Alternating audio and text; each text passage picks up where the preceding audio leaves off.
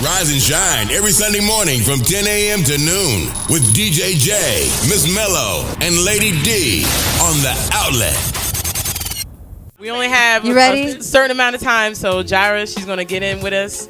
We're going to play around, ask her some questions, and just figure out how you can get to know her and understand what you're doing. Bring your mic up so they can hear you loud and clear for the people in the back. Can you hear me? That's right. That's right.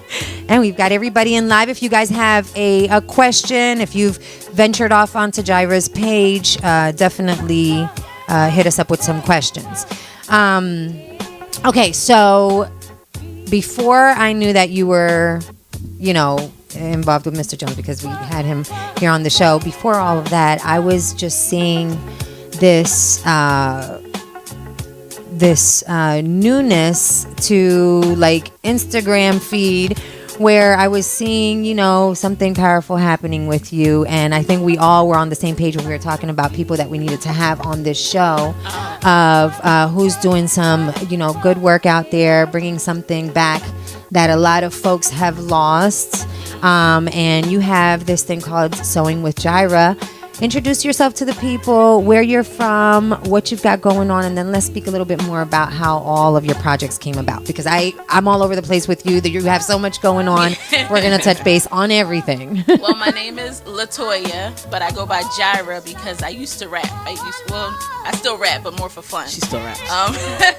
But Jirah stuck with me because Mr. Jones was like, stick with Jirah. Because I tried to go to Toya, just have everybody call me Toya. But a lot of people still call me Jirah. And then the new people coming in prefer Jirah. Yeah. It just stuck with me. So that's where Jirah came about. I've been sewing since I was 9 years old, but it's always been like an on and off thing. But I did go to school for it. I was going to go into the industry, but once I did my internship, I was like, nah, this ain't for me. These people crazy. I'm going to end up cursing somebody out. Because, my internship experience was almost like Devil Wears Prada, if you've ever seen the movie. Oh, they're very harsh at times. You got some beautiful people in the industry, but you got a lot of people in the industry who feel themselves a little bit too much. Yeah, gotcha. I can imagine. So, and I don't want to be that type of person. I definitely want to get back into like fashion designing, but I think maybe later down the line. Okay. Sewing with Jirah came about actually as just like a side hustle. Like I just needed a little bit of money to help pay for studio time. Okay. So that's actually how it came about. And once I got a taste into teaching people, I loved it. It started turning into therapy sessions. They pour themselves out to me. I pour myself out to them. Yeah, therapeutic for them. Yeah, it turned into something more than just lessons. So they are lessons and they're learning how to sew, but, I help them with other stuff.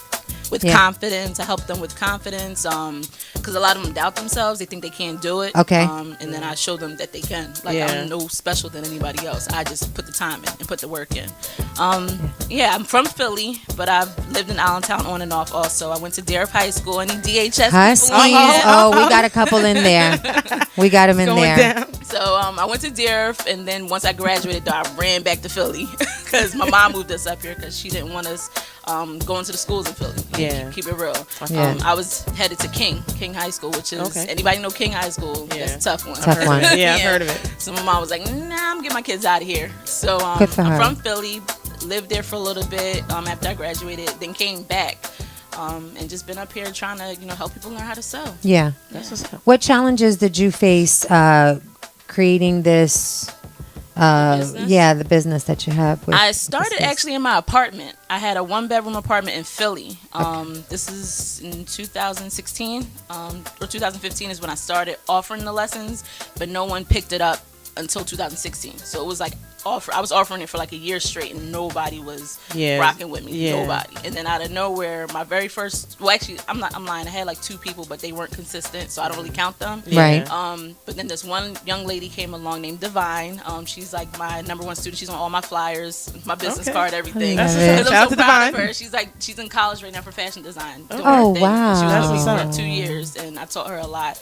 So I was in my 1-bedroom apartment. She actually lived in Whitehall and she would drive all the way down to Philly. Wow. And we'd be my 1-bedroom apartment that I just moved in. I had my little table, my little futon bed, because I turned my bedroom into a sewing lounge. And I knocked it out. And the challenges were trusting people because they're coming into my home. True. Finding the money to make sure, because a lot of people came to me, didn't have a sewing machine, didn't have fabrics, didn't have none of that stuff, so I provided everything for them. Okay. So they just had to, come, show up. Yeah. Yep. Everything was provided to them. So the challenges was paying for all of that. Okay. But then as time went on, I just slowly just bought one thing after another, and it just started building into something. It just started snowballing. Yeah. That's what's up. And then I had a flood at my apartment. Ooh.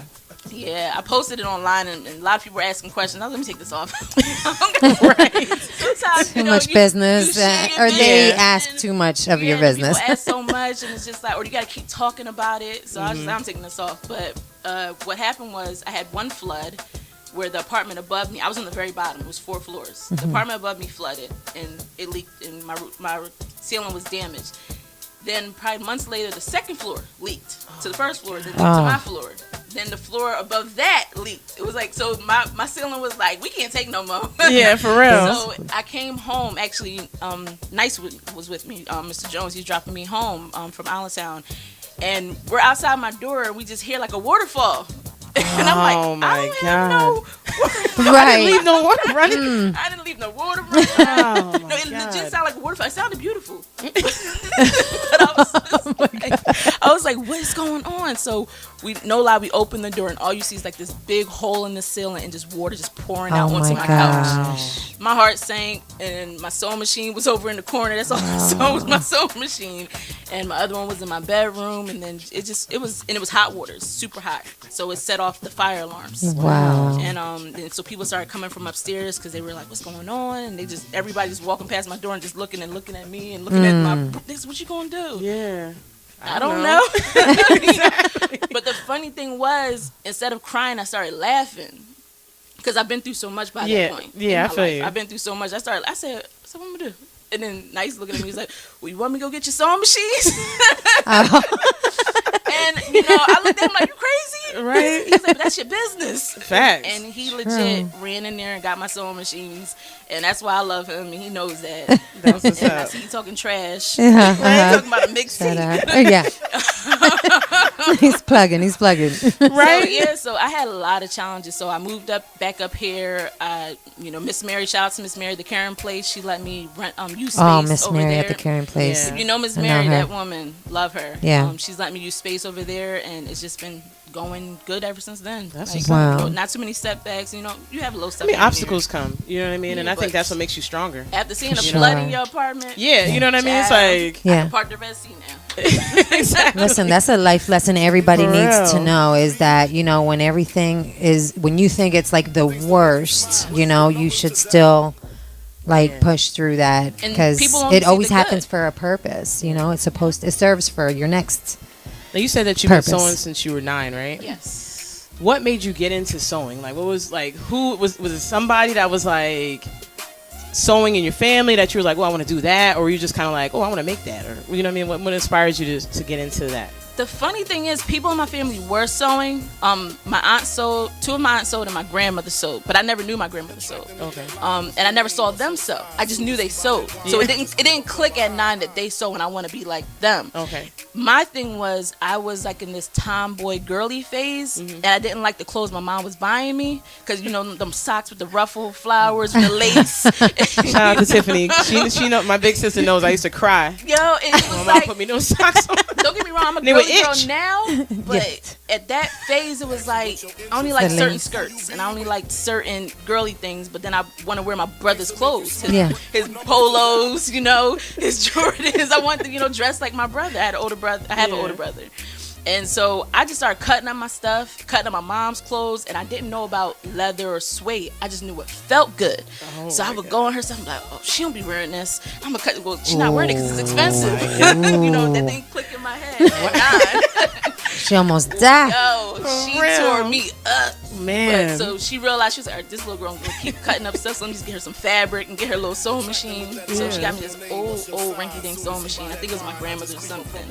And then I had an aunt, so when I got to age, I think it was 12 or 13, she promised to help me make my prom dress. Okay. When I graduated, but she passed away. Oh. So when I got to my 12th grade year, that's when I took it really serious. I was like, she's not here. I'm going to honor her and sew this prom dress. And I look back at the picture and be like, what was I thinking? But at the time, I walked in that place and everybody thought I was fly. So that's all that matters. That's all that matters. And you made it. You know what I mean? I made it. So, yeah, I made my clothes and my baby doll's clothes. So that's basically how it started. You still have a picture?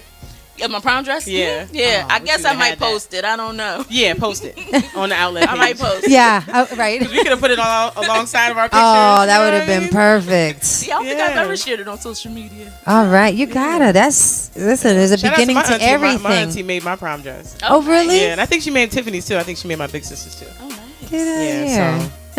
So that's how it started. Yeah. So, obviously, I think probably in your experience is seeing the development of Diva. I'm sorry.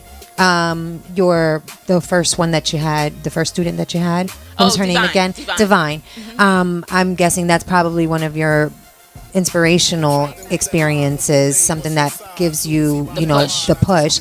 But can you tell me of a different story now that you've met more people? Your classes are, I'm sure, very diverse. What would you say has probably been something that you've experienced yourself in the development of other people? Because that's big that you're a part of that.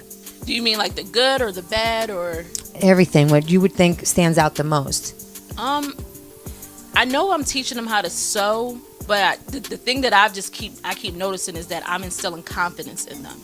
Okay.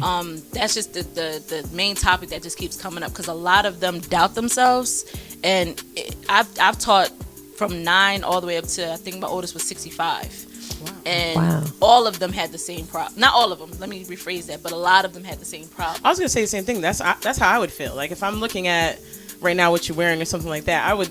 If somebody's like, "Oh, you can make that," I would have a slight piece of doubt in my mind. Like, really? For sure. Yeah. Like, are you sure I can make that? I've had people say, no, you was born with that gift, and blah blah blah blah. Yeah. You just have it natural. I said, no. I have years of wasted fabric, years of wasted money, years of floods. You know what I mean? Right. I put the time in. You got to put the time in. And the cool thing about learning with me is they skip all those trials and errors that I had to go through. Yeah. So that's what I love about what I do is like I'm saving them time and money, and they don't realize that. Oh. So some people will be like, oh, her price is lower than most, but I still can't afford it. I'm like, you don't understand what you're getting. You're getting something that you can have forever. Yeah. Once you learn how to sew with me, you're done with me. And you go off and you can make money with it. So that's another thing that I teach people is like, I'm not just teaching you how to sew, I'm teaching you how to have a business if you pay attention. Yeah. Some of my lessons, like one of my recent students, I don't know if she want me to share this, but I teach a girl named Crystal, and she has a bow business, denim and bow business. Okay. And what she's learning from me, she's gonna take into her business and start adding more stuff to the bows that she sells. Start selling tights and dresses and other stuff, and that's evolving a business. Yeah, that's big. So that is big. That's what I've been noticing is that I'm showing them like it's more than just sewing. Sewing is something they're trying to take out of schools that I think they should keep in schools. That's on my list to talk about. Yeah. I'll keep teaching whoever I can. If you want to take it out of schools, you're doing me a favor. But true. I want it to stay in the schools though. It's not all about me. I think sewing is something when you can't afford to go to the store and buy it and you can make it yourself. That's right. Or even a whole nother ball game. Like or even something as easy as repairing what you have to have more longevity with your clothes because you can't afford to go out and buy. I talk about like my son was, I think that was when they took away all those curriculums in school, but my son got to learn how to sew, and he'd be like, Mom, I ripped and he'd ask me for the sewing kit, and he'd go and fix his stuff. I love that. And a lot of guys will say to me, like, oh, men don't sew. I'm like, do you realize most of the fashion lines out there are owned by men? Yeah, I'm like, most of, it's almost predominantly Ralph Lauren, Tommy Hilfiger. Yeah. I mean, not to promote anybody, but I'm just saying. But it's like they don't see. It's like they don't like. That doesn't click. Right. When they throw in that polo, they don't realize. Sure. I'm trying to get more men to come sew. Before I wasn't because I was in my apartment. Okay. And, exactly. I got to be careful. Yep. But now I'm in an office space. I'm like, come on, men, women, children, couples. I had one couple come together. It was so funny because they're like arguing and competing. And so So sometimes it's like I love it. I can imagine. I love it. Oh, you think you better than me? I'm gonna get this sleeve right. or babe, do this part for me real quick. Because hers is coming out better than his. Do this part for me real quick. Like, no. So paint a picture for me, experiencing your class. Paint a picture for me. Like, is it the only reason I'm correlating it with like twist and paint or sip and paints that are happening right now is because in my mind, that's the experience. Are you showing an item and then to show them in that class how to do it, or are you teaching different styles of sewing in that class? What's your format? So the format is like I sew alongside them. So first I show them what it is they're gonna make, and then I, like step by step, I'm going through it with them. So I'll do a part, and then they have to do the part I just did. Then I do the next part, and they have to do the next part. So it's really not like paint and sip where they're like, painting and eating and stuff like that. Even though I'm getting into that with sewing parties, I want to start doing I am starting to do sewing parties where girlfriends can come and do a bachelorette party or a bridal shower. Men too, they can make their homies some boxers, Yeah, that's cool. and you can wear them and stuff like that. Yeah.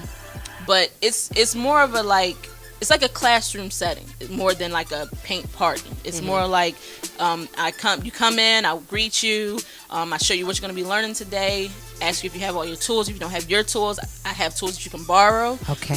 But you do sign them out because I want them back. Yes.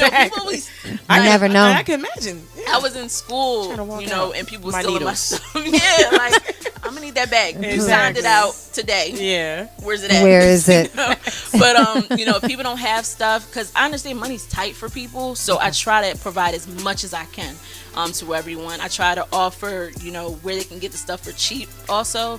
But yeah, they come in the classroom, I show them what they're gonna make. I do a part, then they go off and do it, then they come back, we join back together at the table. Okay. They do the next part, and that's just how it goes, and we go to the end. And then at the end, if they want, they can put it on, I take a picture and post it. Some refuse to, which is fine with me. I've taken pictures of people and they're like, nah, cut that. I'm like, okay, because Change I'm a their low-key mind. photographer, so Yeah. I be like going You with the try to angle and Yeah. stuff. I gotta shout out my boy Matt in the live. He said he wished he knew how to sew. He said, how many shirts and pants he threw away from pop buttons. Just pop buttons, Matt. You know how easy that is to put that back on? I can imagine. It's true. Yeah. It's true. Well, it's like what I tell people, another thing, the reason why it's good to sew is because not just to make clothing, but if you go to the store and you're short and the pants are super long, knowing how to hem them yourself is cool, or say for instance, if it's too long, you can attach something to the bottom. Maybe more females than men, but we can put some ruffles at the bottom, or we can just add another different kind of denim where it gives it style now, So I always teach people how to think out the box. Because some of them will even look at the patterns and be like, oh, that's an ugly pattern. I'm like, no, don't look at what they did with the pattern. Think about what you can do with the pattern. Okay. So I always try to show people what could be the possibilities. Yeah, have your own flair. Yeah. I feel you. Huh. Yeah. And I know you teach kids, which is really cool because I'm looking to get my stepkids in there. Yes, My sister's talking about now. She wants to get my niece in when she comes back up here. So how is that? Like, you know what I mean? Like, because sewing is like, it's meticulous. You know what I mean? So like teaching children, what age do you start span. at? Yeah. I the youngest I've taught so far is 9. Okay. But I try to go to 8 because a lot of parents have been coming to me lately and was like, can you open up to 8-year-olds, please? Okay. I say it's basically, age is nothing to me.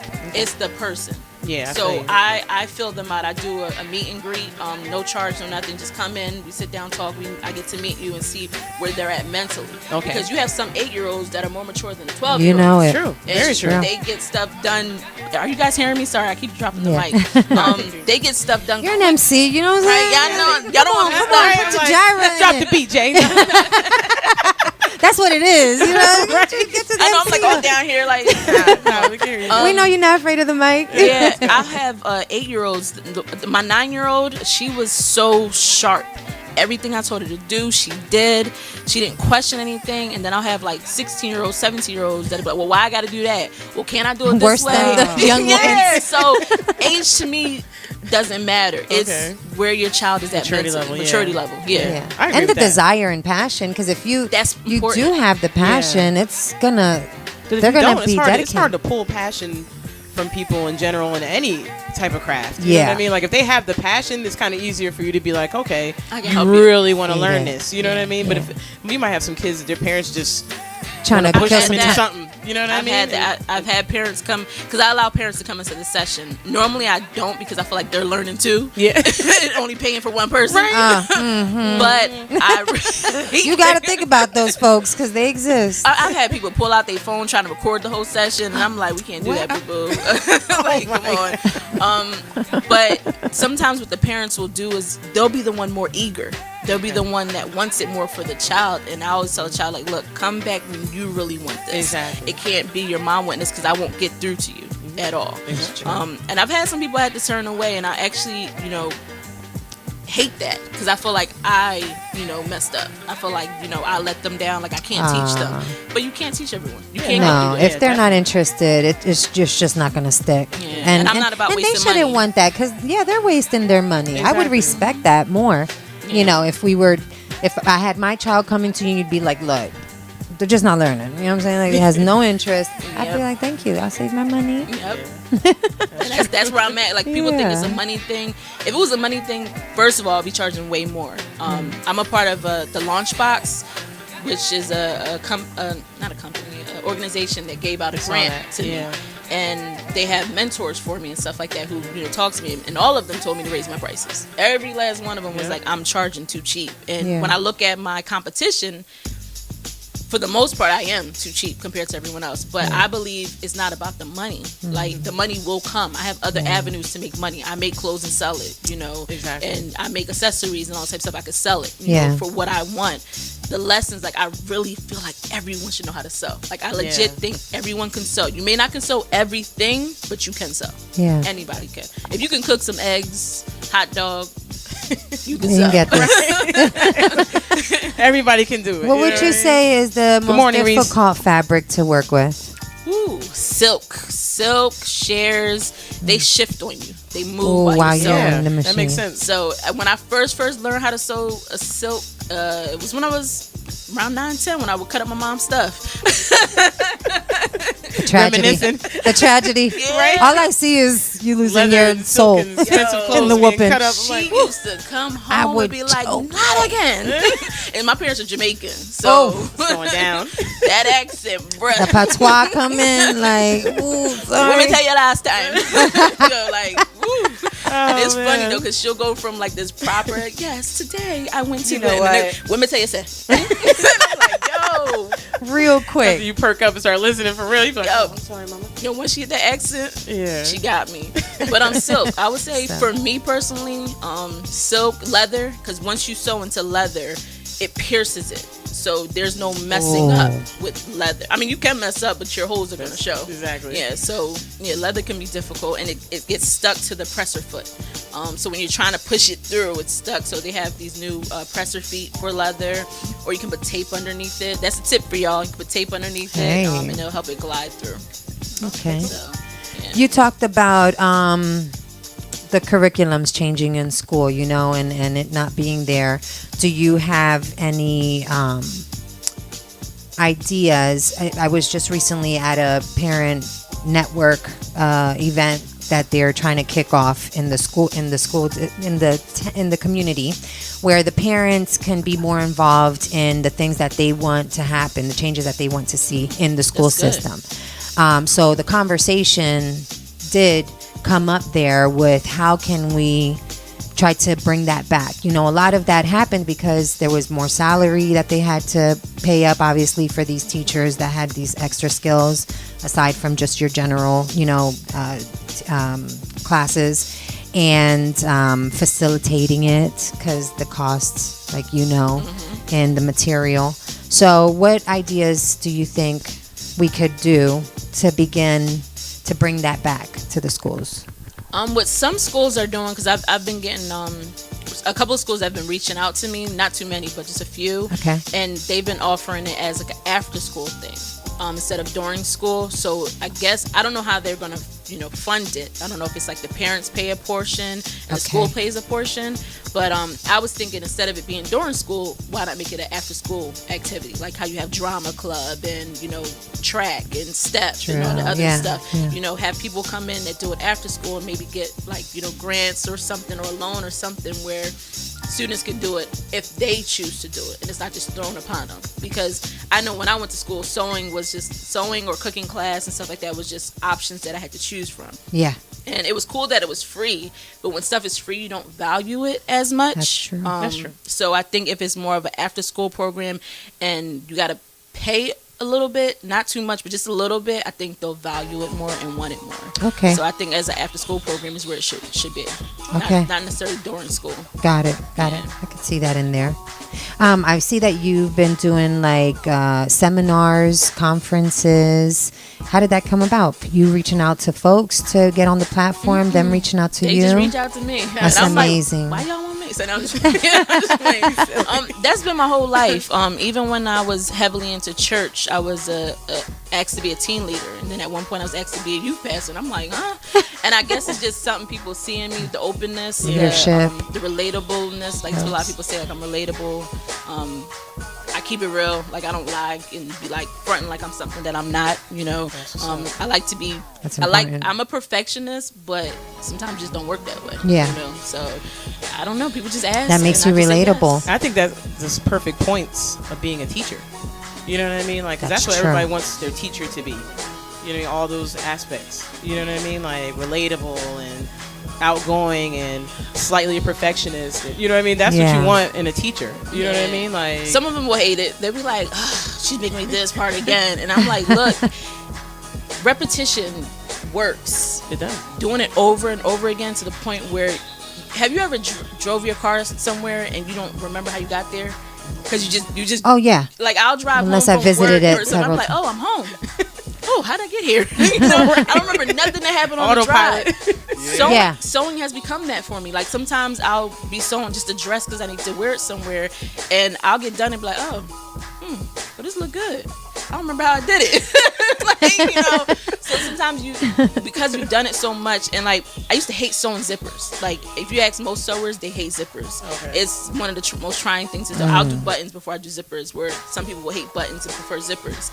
But now I put a zipper in and I'm just like, how'd I do that? I'll look back and be like, I did that. It's good. But it's repetition. I'll make them do it over and over again, and some of them will hate me, some of them will roll their eyes, and I'll just laugh. At them, like, oh, you mad? You'll thank me later. Right, exactly. Oh, you mad today? Right. Yeah, they'll thank you later. One student I laughed, and she was like, "Are you mad?" And I was like, "No, why would you think I'm mad?" She's like, "Because you laughed." And I was like, "What does that mean?" She's like, "Because people who laugh, they're usually mad and they don't know what to say." I said, "No, I laugh because I know you're mad." Right. That's why I laugh. Like, I'm not mad. I'm trying to teach you. Funny. It's rare that I get mad during these lessons because I know the frustrations, because I was self-taught before I went to school. Yeah. So before I went to school, I didn't go to school until age 25 for fashion. Really? I was in school for psychology and business management. Okay. Wow. And then I was like, I'm going to follow my passion. Forget what everybody else telling me to do. Exactly. Good for you. So I went and did fashion design at 25, but I struggled from 9 to 25, and I know how they're feeling. Yeah. So that's what makes me different. Than most teachers. Because frustration will cause people to quit. Sure. You know before they even see the potential within themselves. Yeah. I've stopped sewing a couple times during my journey. I'm like, man. But what I did was I researched and I did trial and errors, and I figured out what works best. Some people would tell me a technique and it doesn't work for me, so I'll find my own technique. Like there's this one technique where they say use chalk, but by the time I iron it, the chalk disappears and I lost the marking. And I'm like, this don't work. Yeah. Like, so I want to use chalk. Yeah, like this don't work. So I'll even study the pros though too. Like I'll go watch, documentaries by Zach Posen, Mark Jacobs, all them people. Yeah. You'll catch little nuggets in there. Okay. So I'm big on studying the greats. I was going to ask you about that, about the greats. Who do you consider the greats? Ooh. Right now, I'm in love with, I always mess up her name, but I think it's Iris Van Harpen or something like that. Okay. She's an artist with her clothing. It's IRIS Van VAN Herpen HERPEN. I might be messing it up. And there's a Ralph always mess up his name too. Ralph Rucci. He was based out in Philly. I love. There's so many people. I'm drawing a blank. Yeah. I'm drawing a blank. If you go to my Zach Posen Instagram, is. you'll see everybody I follow. Okay, cool. Zach Posen is amazing. He Yeah. He reminds me of a question for you. Do you like those fashion shows? Oh, Project Runway. Yeah. Because they TV. That's great. They learn a lot, and they're even the ones that have done it for many years. They learn so much in that experience, and you see it all. That experience. I actually auditioned for Project Runway. Ooh. Yeah, it was intense. It was so intense. I snuck a couple pictures even though I wasn't supposed to. She said it in my defense. She said it after the fact. She said no pictures, no cameras, and she told me to delete them, but. I don't listen. Sure. No, I mean I do listen. We know Miss cutting into your mama's leather. You know what I'm saying? I'm like, sure. Nah, I didn't delete them. But it's very intense because it's like they want you to make something that normally should take you months to make, like a gown. These people are making gowns and they want them to make it in like a day, 2 days. Yeah, 24 hours. I don't know how they're doing that because I know I can't. Well, I won't say I can't. Right now, I don't see how I can. Yeah. But if I'm in that environment, I'm sure all they do is sew all day long. Probably. So, yeah, because that's what I watched this thing on YouTube. It was like behind the scenes of Project Runway or something like that with Tim Gunn. And they talked about how the first couple seasons, people weren't eating lunch. They weren't They don't leave to go that to room, sleep. right? They didn't. No, they chose to not leave the room. So they had to start forcing them to take lunch breaks, forcing them to go to sleep, forcing them to like get out of that environment. Make a gown in a day, right? I forget about food. Yo, I look at it and I'm like, I don't know how he did that because I know me. But I'm a perfectionist. So that's why it takes me longer. Okay. But I know if I was in that environment, I would use my shortcuts. Yeah. I would have no choice because. Even now with the show Project Runway, they look inside the garments and be like, oh, she actually put a line in. So that lets me know that they don't always put a line in their blazers. They do the shortcuts to get that stuff done. Or they may not put a zipper and they may just use hot glue gun and make it look like it's closed. So I started learning the tips and tricks of how they do that stuff so fast. Yeah. It's not fully complete. Okay. Gotcha. It's not a complete not ready to be Now, if you were in like a competition real quick or something, not on the scale of Project Runway, and they were like, we're going to give you 30 minutes to sew something. Like, what would you make that you can make super duper good in a small amount of time? That the first thing that you would go to in your mind, like, you know what? I'm gonna sew this. A caftan dress, something very flowy that comes off the body that has a tight cuff and cinches at the waist. Okay. Anybody looks good in that with a deep V-neck. In 30 minutes. 30 minutes. That's real. Sewing with Jirah, y'all. That's real. Because the thing is, it covers up any flaws of the body while showing the most, vulnerable part of the body, which is the cleavage, and then it tightens it where it needs to be tightened. It just lets you, when you walk, because that's the main thing when you're on the runway. When you walk, the garment has to move a certain way, and if it doesn't move, then it has to stay put in a certain place, and it'll just flow with them. That's what's let up. their body just show. That's good. Yeah, that's good. While being covered up. Yeah. Good question. Shout out to Champ. I see you, homie. Good. What's up, Champ? We gotta let you. What do we do? Real quick, we have to let show some the love. people know connect with the how people. they can get in contact with you, how they can get into classes. Jay's got all the pictures going up right now. Hey. A great slideshow. Nice. For all the people on live with us. Oh, dope. Ah, this is my student. Oh, there's me. I'm a goofball. This is how my lessons be like, because I know that a lot of students when they first start with me are very scared. So I throw a lot of jokes, a lot of even stupid ones. They be like, "Are you corny?" I'm like icebreakers. That's right. Yep, I'm corny. They laughing on the inside. Yep, they laughing. I'm corny. Exactly. They love it. They laughing. They can find me on social media mostly. Facebook, Latoya Jirah Spence. On Instagram is at Creating with Jirah or at Sewing with Jirah. Or my new thing that I'm getting back into is at J by Jirah, which is the clothing. I'm going to be getting back into that more, where I'm selling stuff that I make. So people keep asking, they're like, "Can I buy?" I don't want to sew. I want to buy your stuff though. Right. So I'm like, look, I got to hit everybody. You don't want to sew? I sell to you. Good. So what does that look like to you? Like them telling you kind of like what they'd like, or you just having certain items? I'm going to go back to just having certain items for them to buy, because I've been making stuff for people, but legit what they'll do is they'll just show me a picture of something and they'll want me to duplicate it, and that's hard because all you're doing is seeing the picture. You can't see the front. You can't feel to see what kind of fabric it is. Okay. Some fabrics you can tell by looking at a picture, but some you have to feel it. Yeah. Just pull on it, see if it has any stretch to it. And that's been hard, and that's been making me, doubt myself at times. And that goes to anybody. Like, I doubt myself at times too, because there's some stuff that I'm just like, how do you make that? Yeah. But that's true. I can't imagine. A picture really isn't gonna show you. Yeah, and I try to explain that to them, like, they're like, well, you can do anything. I'm like, yeah, I can if I'm the one that is designing it. Right. But if I'm copying someone else's work, it's not as easy. Exactly. Unless I can see how they came about doing it. It's like seeing a painting on the wall and be like, yeah, I'm gonna duplicate that painting. Exactly. Like, wait, you don't even know what I don't know what he he used used. to make it. Yeah. Did he add some fire? Like he might add some fire. Exactly. You're It might right. not even be paint. Maybe something else. You're like, Yeah. So I've noticed that I've learned that copying other people's work, because that's usually how it goes when people say, can you make this for me? It's usually someone else's work. It doesn't fulfill me. I don't love it at all. Yeah. I actually just recently did a wedding gown for someone. And though it looks beautiful, to me it's not my work. Okay, copied I someone could else's see work. that. So to me, and people get mad at me like, why don't you share? I'm like, 'cause it's not my work. I copy somebody. I want to be known for what I do. I hear you. And they were like, well, it's still your work though. they'll be like, well, what's the difference with, you make patterns and you share that work? And I'm like, well, that's for teaching people how to learn how to make patterns. That's different. I hear So you make ya. patterns too? Yeah, that's what I really crazy. want to get into. That I is really want to crazy. get into that more, selling my own patterns. Yeah. Because I love the patterns that are out there, McCall's, Butterwick, Vogue, all that, but they come from a different style aesthetic than I do.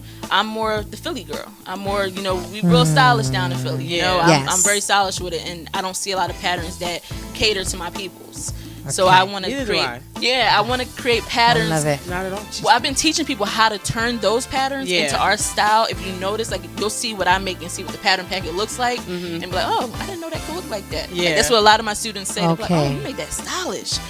But I want to create where it looks on the pattern. You're like, oh, I want that. Put some stank on it. Yeah, for real. Because I love grew up it. in a sewing family. Like, my aunt that made my prom dress and my sister's dresses, she worked in a sewing shop in Easton for years, and all she did was sew. Like, so it's like they used to drag us to these stores, McCall, all these stores, for the, these fabric Hey, go to stores. the fabric store with me. And this was before it was like fun, before like Joann's had like fun When little all things the in older it. ladies were in there I'm talking getting about their- where all you saw was patterns and cloths, and they're going through stuff, They're and in I'm there just like, forever. oh my gosh, like I'm just ready to like Go. hang it up.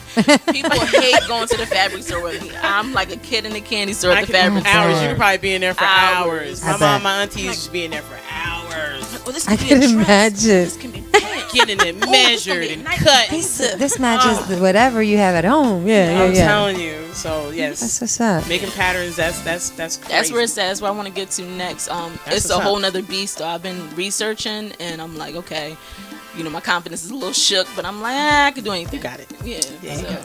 yeah, my cocky Clearly, side, you I got to it. tap into Bring that her once in a on. while. That's And when right. she does, when you start rapping again and I start rapping again, then we're gonna do a song together. Yes. But that's after the fabrics are being made and all that stuff like that. I definitely want to get back into it. I'm always in the shower, in the Yeah. car, busting out rapping. And Right? I I'm telling love you. it. It's a love. You can't get give away up. with it. That's not gonna- yeah. I do know. You can't give it Yep. up. It's true. Even if it's just for fun. Like, I do it for fun now. So if there's like an open mic, I may go.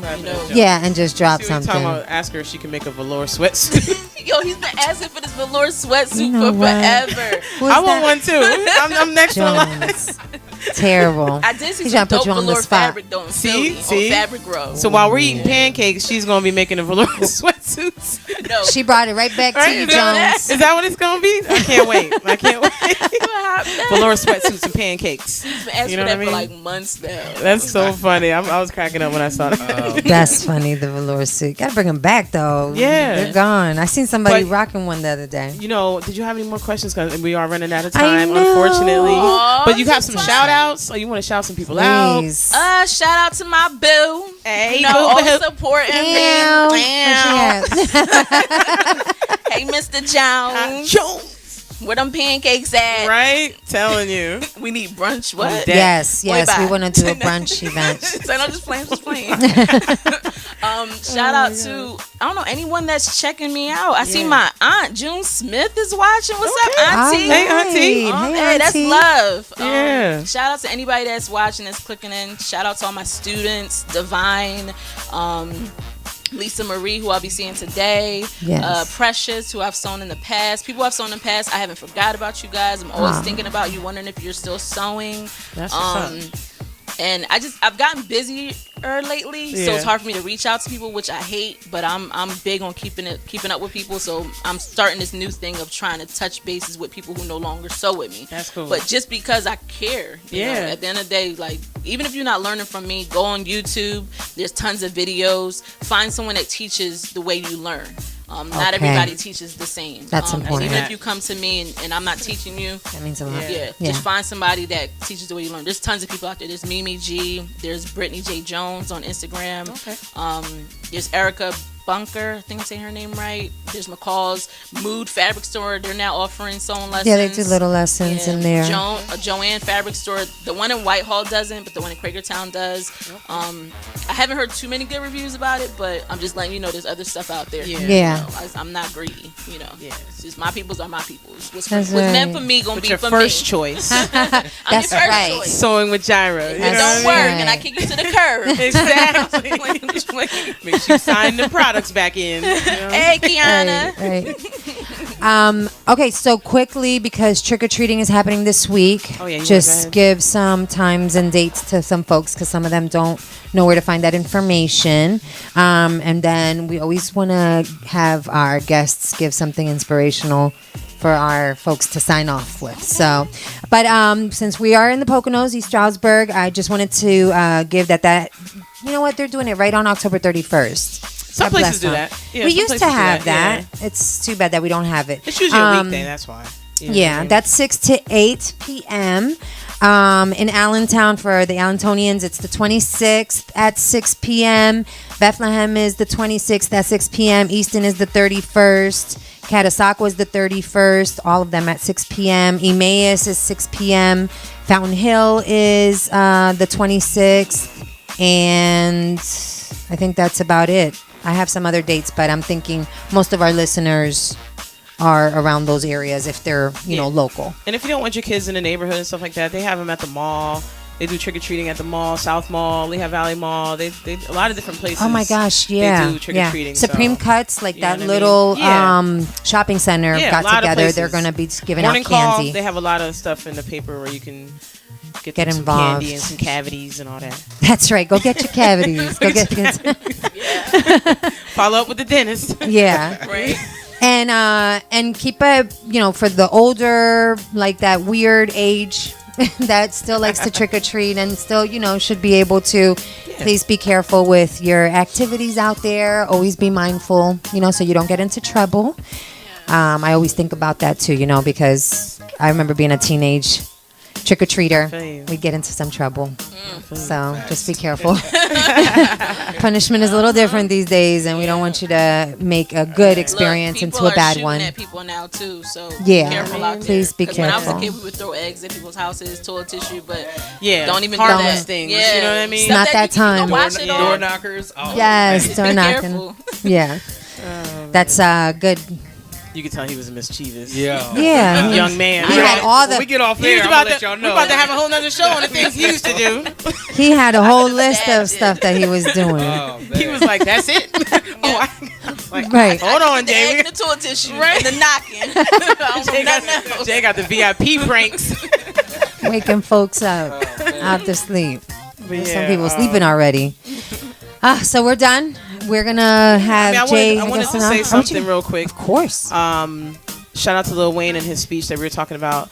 I like the fact that he said that he was talking about refuse, and he was basically saying that refuse to give up on your dreams. You know what I'm saying? Like refuse to give up on people, refuse to give up on being a nice person. Yes. You know what I mean? I see people be like, "Yo, stop being so nice, man." I hear that all the time. Kill that noise. Too nice. Yeah, kill that noise. You know what I'm saying? Refuse to give up on anything positive that you're doing, anything that's motivating you, put you in the right direction. Don't worry about what anybody else got to say. That's what I want. I like that. I like that. Yes. Definitely. That's this week's outlet message. That's where I'm at. That's strong. That's strong. Right? So, Jirah, I want to thank you. You know Thank you so much for everything you do. I know. I actually did a radio show back in the day, way back in the day in Philly. That's what's up. I love it. This is the first one since then? Yeah. Bet. Yes. Yep. All right. We in there. Outlet. Let us be your outlet. Hey. You know? That's what we do. And I'm definitely getting my stepkids in your class. We're going to talk about that soon, too. Yeah. And Jay, you got some shout outs, man?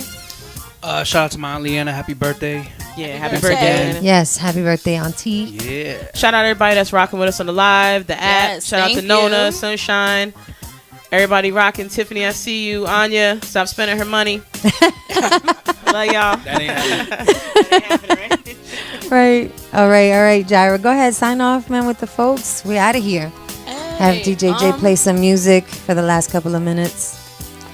You want me to say something? Whatever you'd like to say. Just something. A saying that I rock with and live by is how bad you want something is always evident in what you're willing to do to get it.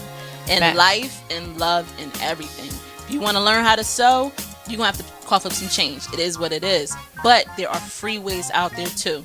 If you want to rap, you want to sing, you want to open up a kitchen, a restaurant, whatever, how bad you want it is always evident in what you're willing to do to get it. Bam. Drop a bomb on that. That's it. For real. Right. Next Sunday, y'all, the outlet. Lady D, Miss Mello, DJ J. We got Storm with Jirah in the building, y'all. See y'all. That's right. Thanks Peace out. for having me.